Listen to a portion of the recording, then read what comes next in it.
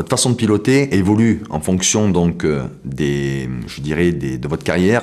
Au début, c'est le pilotage de base. Donc on vous amène à un niveau où, quelle que soit la situation que vous serez amené à vivre, la base pour survivre, ça va être telle action. La sortie de cabré, la sortie de piquet, le vol en patrouille serrée, le vol de nuit, connaître un petit peu les illusions sensorielles dont on peut être victime en cas de vol sans visibilité, sans repère visuel. Donc tout ça, on l'apprend dès le début. Et ça, c'est quelque chose qui est ancré dans nos mémoires. D'accord ? Je ne veux dire pas c'est une mémoire cellulaire, on va dire.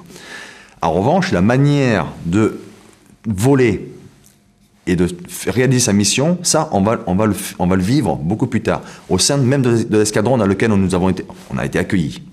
Donc cet escadron-là, les anciens, leur travail, c'est de vous amener à acquérir ce savoir-faire.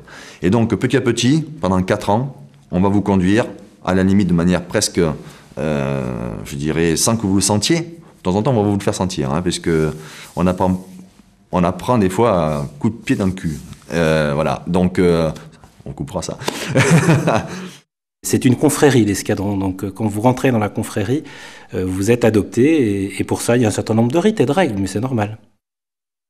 Par rapport à d'autres escadrons, je dirais, qui n'ont pas fait beaucoup la guerre, la 11e escadre de chasse bougeait beaucoup. Et on n'avait pas une semaine à perdre dans l'escadron pour accueillir un jeune, faire les schiste galons, le trimballer par-ci, par-là, quoi. Donc, le bahutage, entre parenthèses, a duré à peine une journée. Et après, on est complètement intégré dans ces petits escadrons à l'époque, du fait qu'on n'était que 18 pilotes. C'est toujours un contexte un peu particulier. Là, le premier jour où on arrive, on est le nouveau pilote qui déboule dans l'escadron. On est un petit peu bahuté à droite, à gauche, avec toujours des petites astuces pour occuper cette journée. On vous adopte en vous remettant un insigne. Ça paraît peut-être un peu curieux, mais la première chose, c'est qu'il faut effectivement, lors d'impôts, c'est toujours dans ce genre de situation, récupérer un insigne au fond d'un verre, et donc à partir de ce moment-là, vous faites vraiment partie de l'escadron. Puis la deuxième étape, c'est le jour où vous allez recevoir l'insigne de l'escadrille. Et alors là, j'allais dire, vous faites partie vraiment des anciens, et d'un monde qui est encore plus à part, et puisque les traditions, quelquefois, dans certains escadrons, ont des escadrilles qui sont particulièrement marquées. Il existe un bahutage où on peut très bien se retrouver sur notre base avec une lettre d'insulte vers notre escadron. C'est un jeu en fait entre escadrons.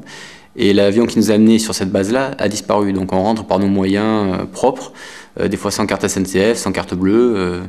On se débrouille pour rentrer comme on peut et être présent le lendemain. Le but c'est d'assurer la présence le lendemain, être fier d'être de retour de notre propre initiative.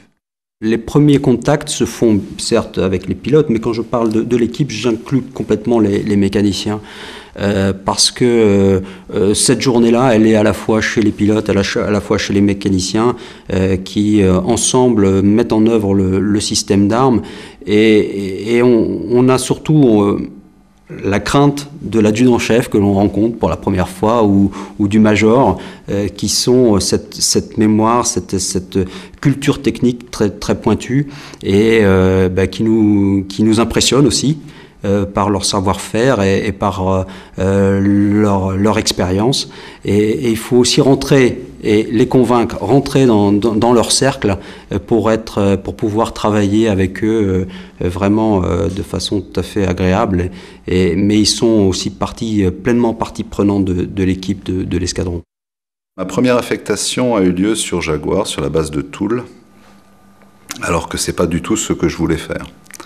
J'ai eu la chance de sortir major de promotion à l'école de transformation opérationnelle à Cazaux et je pensais avoir le choix sur toutes les unités qui m'intéressaient, en particulier celle du nouveau Mirage 2000 qui était arrivé dans la défense aérienne. J'étais d'ailleurs pas du tout bon en navigation basse altitude et ça ne me plaisait pas.